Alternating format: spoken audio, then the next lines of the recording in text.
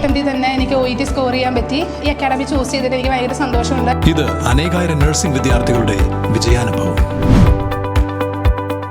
For admissions call 7594054282. Muvattupuzha നഗരവികസനം അടിയന്തര പ്രാധാന്യത്തോടെ പരിഹരിക്കണമെന്ന് ആവശ്യപ്പെട്ട് ജനകീയ സമിതി രൂപീകരിച്ചു. ജനകീയ പ്രക്ഷോഭ പരിപാടികൾ സംഘടിപ്പിക്കുന്നതിനായി 17-അംഗ കമ്മിറ്റിക്ക് രൂപം നൽകി.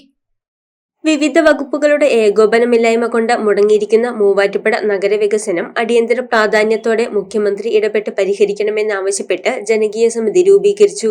വിവിധ സംഘടനാ ഭാരവാഹികൾ, റെസിഡൻസ് അസോസിയേഷൻ, മതനേതാക്കന്മാർ, പത്രപ്രതിനിധികൾ, സ്കൂൾ അധികാരികൾ, സാംസ്കാരിക സംഘടനാ പ്രതിനിധികൾ തുടങ്ങിയവരെ പങ്കെടുപ്പിച്ചാണ് ജനകീയ സമിതി രൂപീകരിച്ചിരിക്കുന്നത്.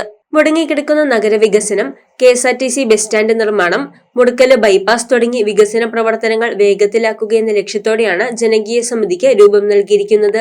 1 വർഷത്തിനുള്ളിൽ പൂർത്തിയാകുമെന്ന് പ്രഖ്യാപിച്ച് ആരംഭിച്ച റോഡ് വികസനത്തിന്റെ 4/1 പോലും ഇതുവരെ പൂർത്തിയായിട്ടില്ല. കരാർ കാലാവധി കഴിഞ്ഞതോടെ കരാറിൽ നിന്ന് ഒഴിവാക്കണം എന്നാവശ്യപ്പെട്ട് കരാറുകാരൻ സർക്കാരിനെ സമീപിച്ചിരിക്കുകയാണ്. റോഡിന്റെ പല ഭാഗങ്ങളിലും കുഴിയും തോടുമായി മാറിയിരിക്കുന്ന സാഹചര്യത്തിൽ വ്യാപാര സ്ഥാപനങ്ങളിലേക്ക് ജനങ്ങൾക്ക് പ്രവേശിക്കാൻ കഴിയാത്ത സ്ഥിതിയാണ്.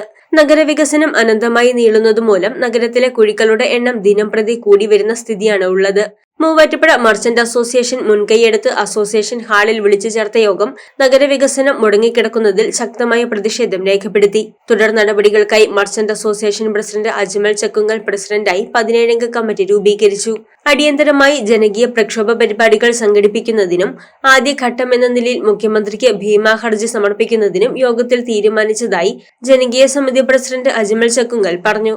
മൂവാറ്റുപുഴയിലെ നിന്ന് കിടക്കുന്ന നഗര റോഡ് വികസനം, വർഷങ്ങളായി നിലച്ചു കിടക്കുന്ന KSRTCയുടെ നിർമ്മാണം, വർഷങ്ങളായി നിലച്ചു കിടക്കുന്ന മുരിക്കല്ല് പാലത്തിൻ്റെ അപ്രോച്ച് റോഡിൻ്റെ വർക്ക്, മൂവാറ്റുപുഴയിലെ ഗതാഗത കുരുക്ക്, അത് കേവലം മൂവാറ്റുപുഴക്കാരുടെ മാത്രം പ്രശ്നമല്ല.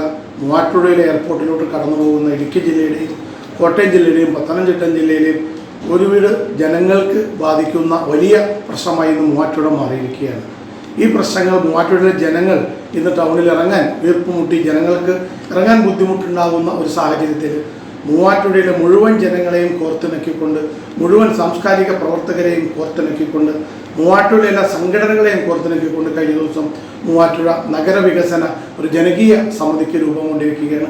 ഈ ജനകീയ സമിതിയുടെ ഏറ്റവും ആദ്യത്തെ കടമ മൂവാറ്റുപുഴയിലെ മുഴുവൻ ജനങ്ങളുടെയും ഒപ്പുശേഖരണം നടത്തിക്കൊണ്ട് മൂവാറ്റുപുഴ കേരളത്തിലെ മുഖ്യമന്ത്രിയെ കണ്ടുകൊണ്ട് മൂവാറ്റുപുഴയുടെ പ്രശ്നം പരിഹരിക്കാൻ അടിയന്തരമായൊരു പരിഹാരമാർഗം ഉണ്ടാകണമെന്നാവശ്യപ്പെട്ടൊരു മെമ്മോറാണ്ടം കൊടുക്കുകയാണ്.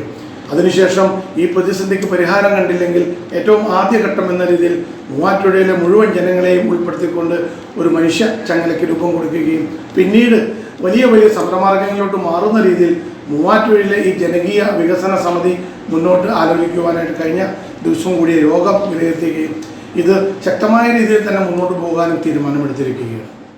Rajesh Mathew, Mohandas S, Gopakumar Kaloor, father Antony Puthenkulam, Vallamattam Kunju, doctor Raveendranatha Kamath, Josukutty Ozhukayil, Surjith Esthos, Felexy K Varghese, MP George Madayakkal, Sivadas T Nair, Pramod Kumar MP, PG Biju, BB Kishore, Bobby Nellikkal, George Thottathil എന്നിവരാണ് മറ്റു ഭാരവാഹികൾ.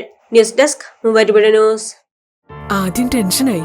മകളാ പറഞ്ഞത് അഹല്യയിൽ പോകാൻ. അഹല്യയ്ക്ക് 30 വർഷത്തെ പാരമ്പര്യവും വിശ്വസ്തതയുമുണ്ട്. അഹല്യയിലെ വിദഗ്ധരായ ഡോക്ടർമാരുടെ ചികിത്സ കൊണ്ട് എനിക്ക് എന്റെ കാഴ്ചശക്തി പൂർണ്ണമായും തിരിച്ചു കിട്ടി. ഇപ്പൊ എനിക്ക് ഈസിയായി വായിക്കാം. നേത്ര സംരക്ഷണത്തിന് നമ്മുടെ Ahalya. Ahalya foundation eye hospital, കേരളത്തിൽ എല്ലായിടത്തും.